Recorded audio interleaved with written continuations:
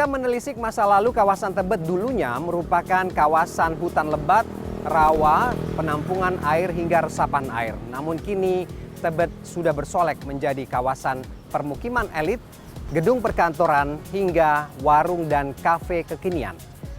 Di segmen Sudut Kota kali ini, kita akan telusuri kawasan Tebet dulu dan hari ini. Bersama saya, Ferdi Ilyas.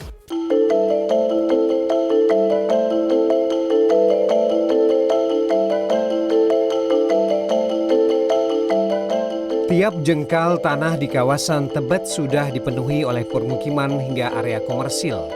Kawasan Tebet hari ini telah berubah wujud menjadi daerah yang sangat populer dan banyak dikunjungi. Bahkan, kehidupan di kawasan Tebet berjalan selama 24 jam.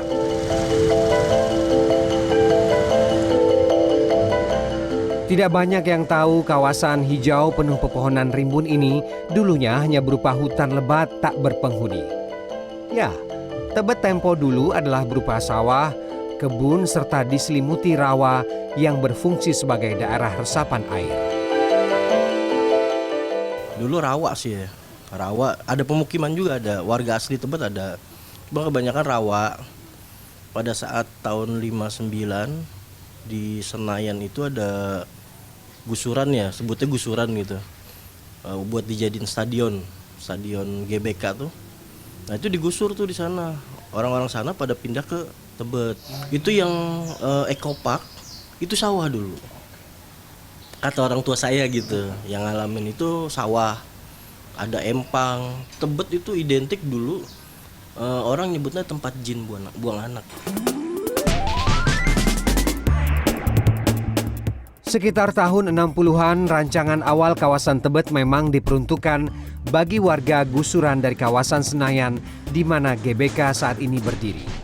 Meski begitu, tidak semua yang mau menetap setelah dipindahkan dan tidak sedikit yang menjual tanah pengganti gusuran dan memilih pindah ke kawasan lain.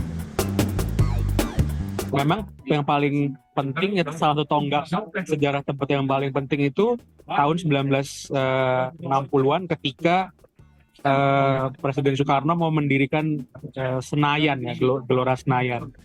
Nah itu di situ Pak Soekarno melalui panitia pembangunan Gelora Senayan ya, dulu belum Gelora Bung Karno, itu ada panitianya, dan panitianya ini ialah yang melihat bahwa Tebet ini daerah yang cocok untuk jadi relokasi ya. Kini, Tebet jauh dari diksi menyeramkan itu. Tebet terus berkembang menjadi daerah yang semakin padat oleh hunian tempat tinggal dan penuh dengan gang bak labirin. Ruang terbuka hijau, pusat bisnis strategis, hingga sentra kuliner, mulai dari kuliner merakyat hingga kafe kekinian yang menawarkan menu variatif.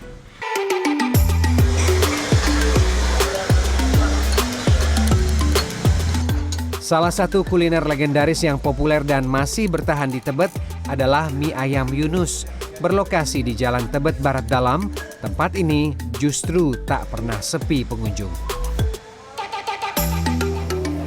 Jadi kalau bicara mie ayam, tidak ada bedanya dengan mie ayam pada umumnya.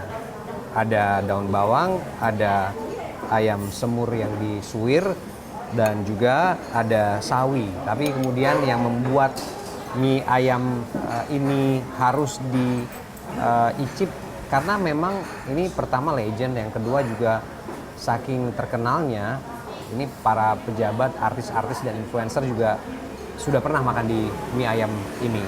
Jadi kita memang harus cobain kalau kebetulan lagi berada di kawasan Tebet.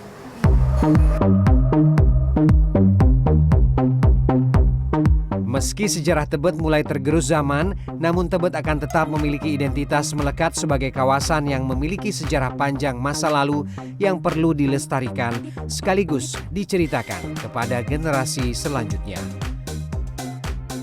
Ferdi Ilyas, Muhammad Wahyudi, Arief Tidiawan, CNN Indonesia.